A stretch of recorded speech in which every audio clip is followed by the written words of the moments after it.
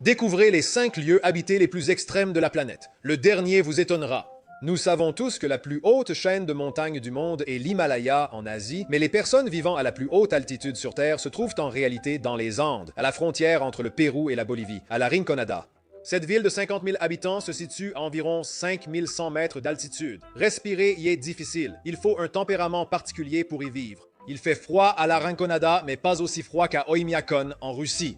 Cet endroit se trouve en fait dans une vallée étrange qui emprisonne les vents glacés pendant l'hiver. La température peut descendre en dessous de moins 70 degrés Celsius et les écoles ne ferment que s'il fait moins de moins 55.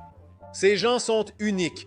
Passons du froid à la chaleur. Que se passe-t-il avec ces montagnes étranges et isolées au cœur de l'Australie? Coober Pedy est une petite ville de quelques 1500 habitants. Il fait tellement chaud à la surface qu'environ 60% des habitants vivent dans des habitations souterraines. Ils creusent et ils vivent sous terre. Nous retournons ensuite au Pérou, puis nous visitons un petit endroit au cœur de l'Amazonie. Eh bien, c'est Iquitos, la plus grande ville isolée du monde. Cette ville de plus d'un demi-million d'habitants n'est accessible que par bateau ou par avion. Aucune route ne la relie. Pour finir, quelle est cette petite île aperçue au début de la vidéo au milieu de l'Atlantique? Il s'agit de Tristan da Cunha.